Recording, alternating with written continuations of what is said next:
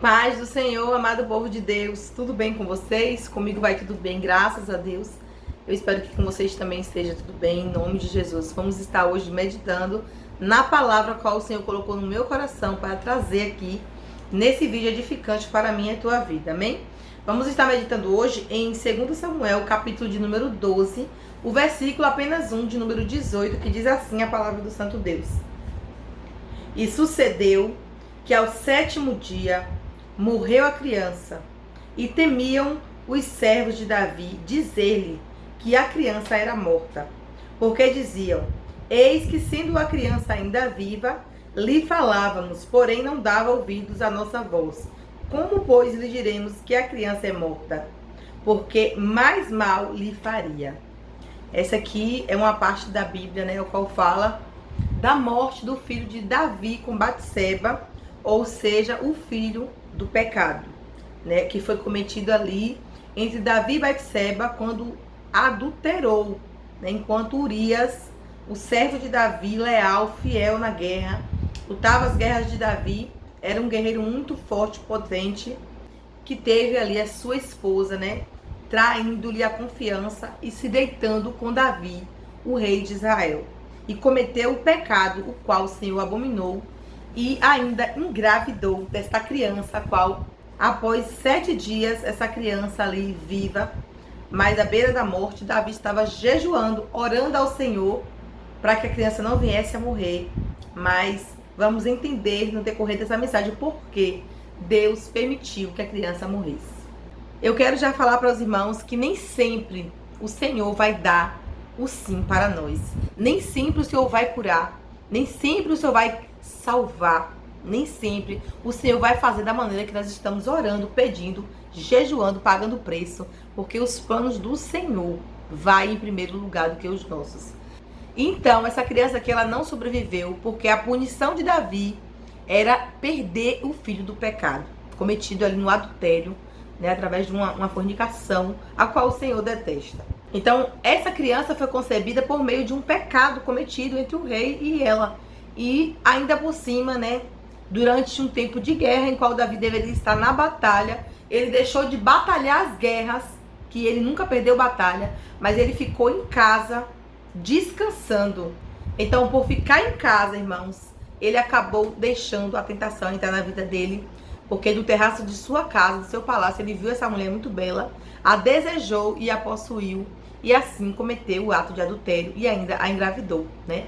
Então, era para Davi estar na guerra, porque o Senhor sempre dava a vitória para Davi. Então, irmãos, era para Davi ter ido junto com os seus guerreiros, como ele sempre costumava fazer, mas por tentação ele não foi e caiu na astuta cilada do inimigo.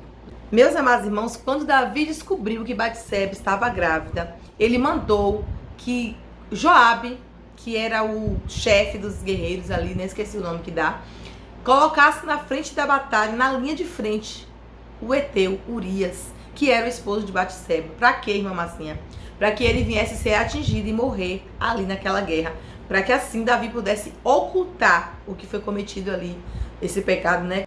Porque vindo a barriga da sua esposa crescer, Urias ia entender que o filho não era dele, porque ele estava em batalha há muitos meses e ele não tinha se deitado com sua esposa, então ela não estaria grávida dele e o pecado seria descoberto por todos, irmãos. E assim Davi mandou colocar Urias ali naquela batalha na frente para que fosse morto, e assim aconteceu. Realmente Davi conseguiu tirar de circulação a vida de Urias. Então, irmãos, quando isso aconteceu, quando Davi conseguiu o seu intento, ele trouxe Batseba depois de algum tempo de luto, ele trouxe ela para o palácio e tomou por mulher, e ela já estando grávida ali, a criança ali nasceu. Então Davi comete 2 pecados, se deitou com a mulher casada, cometeu o ato de adultério e ainda mandou matar o seu esposo para ficar com ela, porque senão ela seria apedrejada e ele seria mal visto aos olhos de todo Israel. Mas como nada fica oculto diante de Deus, porque Deus tudo ele vê, e a atitude de Davi pareceu muito mal aos olhos de Deus, diz assim na palavra, o qual o Senhor usou o profeta Natã para ir até Davi, para lhe contar um acontecido. Meus amados irmãos, e quando Natã, esse grande profeta de Deus, chegou ali de diante de Davi, ele disse: havia numa cidade 2 homens, um rico e um pobre. O rico havia muitos animais, porém o pobre havia apenas uma cordeirinha. O rico tinha ovelhas, tinha vacas, tinha vários animais, porque ele era rico, né? E esse único animal que o pobre tinha foi comprado com muito sacrifício, né? Ele criava ela desde pequena, no meio de seus filhos, com sua família. Era um animal não para ser matado e comido, mas era como se fosse um animal mesmo de estimação. Quando nós lemos a escritura, entendemos que eles eram apegados, né? Essa família era apegada a esse animalzinho. Tinha por filha, diz na palavra do Senhor. Então jamais eles matariam essa cordeirinha para comer. Mas o rico, recebendo uma visita em sua casa, não quis matar um dos seus animais com pena, porque muitos dos ricos são avarentos. Eu não estou aqui generalizando, mas a maioria são avarentos. E ele olhou para a cordeirinha daquele pobre e tomou e matou e deu de comer para a sua visita, ao invés de tomar dos seus animais. Isto aqui é o que o profeta Natan está contando a Davi. Então, meus amados irmãos, Davi, escutando este caso, ficou muito furioso, né? O furor ali lhe acendeu, a ira lhe acendeu, e ele disse assim para o profeta: este homem é digno de morte, e ele terá que devolver 4 vezes mais o animal que foi tomado, porquanto não se compadeceu do pobre. Aí Davi estava ali como se fosse o rei, julgando a causa desses 2 homens, do rico e do pobre. Só que o pior estava por vir. Davi iria descobrir o que o profeta enviado por Deus estava querendo lhe dizer. Este homem é você, Davi. Ou seja, ele mesmo era digno de morte, porquanto tomou do pobre a única coisa que ele possuía, que a gente entende aqui, a esposa Batseba. Porque Davi era rei de Israel. Ele tinha todo o poder, ele tinha riquezas, ele tinha muitas mulheres e concubinas. Ele não precisava, irmãos, se deitar com a mulher do seu servo, do seu guerreiro, fiel e leal nas batalhas. Então, ele é o homem do caso que o profeta Natan está contando aqui. E ali Davi se enfureceu, queria julgar a causa, né? Queria fazer aquele homem devolver tudo 4 vezes mais. Quis dizer que o homem era digno de morte, mas só que o profeta Natan, usado por Deus, disse: este homem é você. Porque Davi cometeu esse pecado de tomar a única coisa que aquele homem tinha, que era a sua esposa, né? Então, olha que sério esse caso, né, irmãos? O Senhor, ele usa as pessoas para alertar, para abrir os nossos olhos espirituais, para que nós venhamos reconhecer o nosso pecado, porque até então Davi estava ocultando o seu pecado. Davi não tinha confessado a Deus, não tinha pedido perdão ainda, mas aqui, neste momento, Davi fala para Natan: pequei contra o Senhor. Porém, Natan disse assim: seu pecado foi transpassado e você não morrerá. Ou seja, Deus iria perdoar, mas não ia matar mais Davi, porque Davi era digno de morte. Assim como ele mesmo disse que seria aquele homem rico que tomou a cordeirinha do pobre e matou para dar de comer ao seu viajante, né? Que chegou até a sua casa. Então, ali, Davi temeu. Quando Davi teme e fala: pequei contra o Senhor, ele reconhece seu pecado e o Senhor o perdoa. Mas tem uma palavra que foi liberada da boca do profeta Natan para a vida de Davi: então somente a espada do Senhor não se apartará da tua casa. Irmãos, foi um peso muito grande receber essa palavra, né? Essa profecia, a qual Davi saberia que independente do que acontecesse dali para frente, ele teria que honrar Deus, amar o Senhor, continuar servindo ao Senhor. Mas Davi não poderia nunca acusar o Senhor de estar agindo mal contra a sua vida, porque ali era a punição pelo seu pecado, que foi muito grave diante do Senhor. Então, o que nós viemos refletir nessa história, irmãos, que todo o nosso pecado terá uma punição. O Senhor, ele perdoa, como muitos costumam dizer, mas a espada, irmãos, ele não tira, tá bom? Nós viemos olhar para as nossas atitudes e ver se ela agrada a Deus, porque senão nós seremos punidos gravemente, tristemente, assim como foi Davi, punido severamente. E tem mais, ainda ele recebeu outra palavra, que não foi boa não, foi outra sentença. O profeta disse assim: você não morrerá, mas o teu filho morrerá. E assim aconteceu. Adoecendo essa criança ali, ficou doente por alguns dias. Davi orou e jejuou para que o Senhor curasse o seu filho. Mas o Senhor não curou, porque já tinha sido decretado a morte dessa criança, filho do pecado, entre ele e Batseba. E ali Davi chorou muito, se jogou em terra, implorando para que o Senhor se compadecesse dele, do seu sofrimento. E ali a criança veio a morrer no 7º dia. Então Davi parou de jejuar, parou de chorar, parou de ficar sem comer, foi lá, se alimentou, tomou banho, se vestiu e se alegrou porque ele disse que não haveria mais nada a fazer, né? Já que o filho já estava morto, ele não poderia trazer de volta. Então ali ele voltou a se restabelecer na sua vida. E tempos mais tarde ele se deitou com Batseba após ela se recuperar do luto, né? E aí lhe nasceu outro filho, o qual o Senhor amou, chamado Salomão, que todo mundo conhece, que foi o sucessor do trono de Davi. E Salomão recebeu também o nome de Gedidias, porquanto, né, o Senhor assim concedeu que ele viesse a ser um menino escolhido para reinar sobre o trono de Israel. No versículo aqui 24 do capítulo 12 diz assim: então consolou Davi a Batseba, sua mulher, e entrou a ela, e se deitou com ela, e teve um filho que chamou o seu nome Salomão. E o Senhor o amou. Versículo 25. E enviou pela mão do profeta Natã, e chamou o seu nome Gedidias, por amor do Senhor. Então, por amor do Senhor, ele deu o filho do consolo ali, para que Davi e Batseba fossem consolados, né, pelo filho que lhe nascera. E eles foram perdoados por Deus, mesmo cometendo um pecado tão grave, mas eles se arrependeram de coração, e por isso o Senhor os perdoou. Ele se consolou aí com esse outro filho que sucedeu o trono. Então, irmãos, o importante de tudo não é a gente achar que pecamos, não tem mais jeito. O importante é a gente entender que tem jeito. Se nós se arrependermos aqui, ó, dentro do nosso coração, de verdade, assim, o Senhor nos dá uma nova chance, ainda que a espada venha estar sobre a nossa casa, sobre a nossa vida, mas o Senhor estará conosco, nos dará força para vencer as batalhas que surgirão nas nossas vidas, né? Mas, irmãos, muito sofreu Davi por conta da espada que estava sobre sua casa após profetizar ali no profeta Natã. Lhe aconteceu muitas tragédias, eu vou citar algumas aqui para vocês entenderem como é ruim desobedecer a Deus, pecar contra Deus, sendo um homem, servo de Deus, uma mulher de Deus. Temos que vigiar, porque senão perecemos e a nossa casa também, por causa do nosso pecado. Davi, ele sofreu muito por conta do seu pecado, viu? Não pensa que Davi foi perdoado por Deus e acabou, não.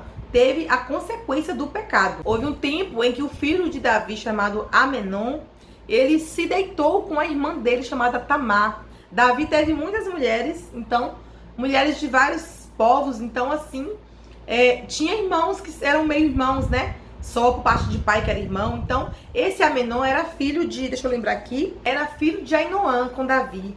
Então, ele era meio irmão de Tamar, da filha do rei de Jesus, Talmai, que se chamava Maaca. Então, Tamar era filha de Maaca e era irmã de Amenon só por parte de pai, por conta de Davi. Então, irmãos, o Amenon, que era filho de Ainoã, ele se deitou com a sua irmã Tamar, abusou dela, né? E aí, foi uma tragédia no meio dessa família. Começa a ver aí a consequência do pecado que, por causa do pecado de Davi, veio sobre sua casa. Triste, né? Mas foi assim que aconteceu, está escrito na palavra. Absalão, filho de Davi, irmão de Tamar, que fora estuprada, ele muito se irou com seu meu irmão Amenon e armou um plano para tirar a vida do seu irmão. Maquinou um plano e matou o seu irmão Amenon. Veja só, a irmã foi estuprada, agora Amenon foi morto pelo irmão Absalão, que defendeu a sua irmã, e Absalão, mais tarde, lá para frente, ele se levantou contra o seu próprio pai Davi e tomou o trono de Davi. Então ele se levantou contra o rei Davi, perseguiu o rei Davi, tirou do trono, tomou o trono à força e começou ali a se dizer rei no lugar de seu pai Davi. Perseguiu Davi, Davi teve que fugir a pé com a sua família e alguns servos. Deixou para trás 10 concubinas dele para guardar a casa. Porém, Salomão, recebendo conselho de Aitofel, um homem que se dizia servo de Deus, mas não era contraditório às coisas de Deus, aconselhou ele a se deitar com todas as concubinas de Davi que ficou na casa. E ali ele fez para que todos viessem a entender que estava realmente aborrecido com o rei Davi, o próprio pai dele. Meus amados irmãos, nem que Davi viesse a morrer, as concubinas dele não poderiam se deitar com seus filhos, mas eles fizeram isso para mostrar o poder que estava sendo tomado realmente das mãos de Davi. Então foram muitas coisas ruins que aconteceu, né? Davi ainda perdeu esse filho Absalão lá na frente. Ele, numa guerra contra o próprio pai, junto com seus soldados, né? Dois lados diferentes. O mesmo povo de Israel se dividiu. Então, durante essa guerra, ele, montado na sua mula, ficou preso em um carvalho, um galho da árvore do carvalho lá. E aí Absalão ficou preso e o cavalo passou, né? Foi embora. E ele ficou lá pendurado, preso, mas não estava morto. Estava machucado, mas não estava morto. Então Joabe atirou flechas nele e acabou de matar ele, porque se levantou contra o reinado de Davi. Porém, Davi chorou amargamente pela morte desse filho também, porque apesar de tudo que estava acontecendo, Davi sabia que era a espada do Senhor contra ele. Ele tinha dado a ordem aos seus soldados: não matem o meu filho, tratem o meu filho com amor por amor de mim. E eles não ouviram, né? Mas Joabe teve coragem de matar o filho de Davi, para que Davi pudesse voltar a reinar como Deus tinha entregado e ungido ele para reinar em Israel.